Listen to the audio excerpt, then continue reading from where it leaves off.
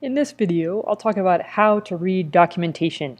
This is one of the most important parts of programming, but somehow people assume you might just learn it naturally on your own, and it isn't always taught in classes. So I want to take a chance and describe to you.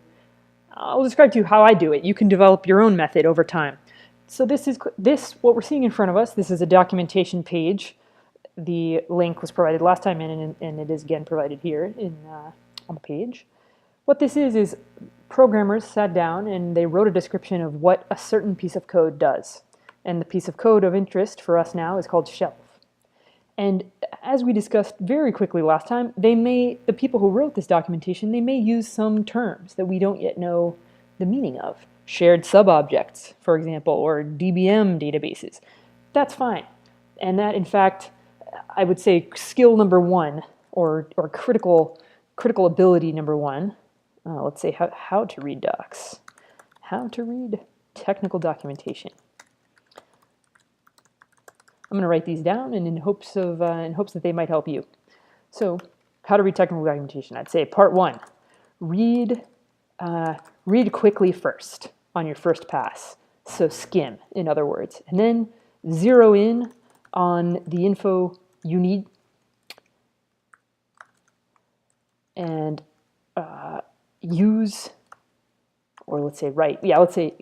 any demo code or examples provided. So really work hard to understand those. Work hard to understand the examples, especially if they're relevant to what you want to know. So I've written this. This is very abstract. How do we use this to actually read documentation?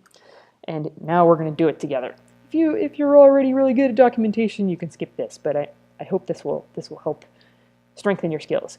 So, as I said, I see all these jargony words that we don't know. Okay, fine. I'm just going to keep skimming down. Shelf.open. Interesting. See how that's outdented to the left, and this other stuff is indented like an explanation? Maybe I'll just pay attention to here. I learned that there's a function called open. I might need that. And then there's some words I don't know. Oh, persistent. What does this mean? Serialize. What does this mean? Protocol parameter. There's too many things. Okay, fine. So I'll just keep scrolling, because that's what I'm trying to do. I'm trying to find the information that I need, and the information I need is how can I use this in my program. So I'm going to keep scrolling, and I'm actually just going to look. I'm going to look for some example code, because it looks like there's just a lot here of very technical things. There are some important words that you could look up if you really want to learn about databases on your own. You should look up concurrency. But that's not what we're trying to do right now. We're just trying to get access to some code. I see lots of other descriptions, and then, great. Down here, near the very bottom of the page, like practically the end of the page, there is this box. I don't know, this sort of greenish box.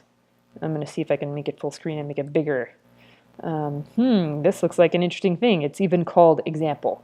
So this is really where we want to focus. So what I'd like you to do, if you didn't already read this example, is pause the video and read it. And we will then look at how we can use this in our code.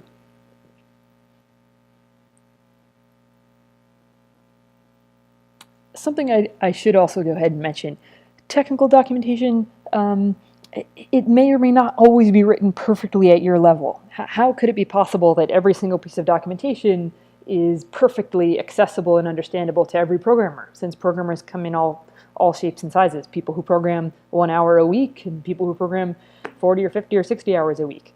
So the major caveat I would also give you is, as you're reading through for information, if you get really confused and then you start thinking, oh, I just don't understand, I must not be good at programming, try to dismiss that thought. That is usually not true. It could be that the documentation is poorly written, or it could be that it covers topics you haven't had a chance to learn yet. So I would encourage you, when you're reading documentation, if you get confused, maybe just take a pause or take a breath and think, I'm probably confused because I just haven't had a chance to study this in as much depth as I might like, or because it was poorly written. I'll come back to it when I'm fresh, or I'll ask someone else who knows more, and I'll figure this out.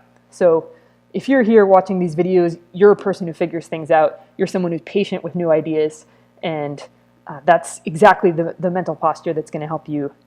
With getting through technical jargon and documentation. So in the next video, we're just going to use Python shelf.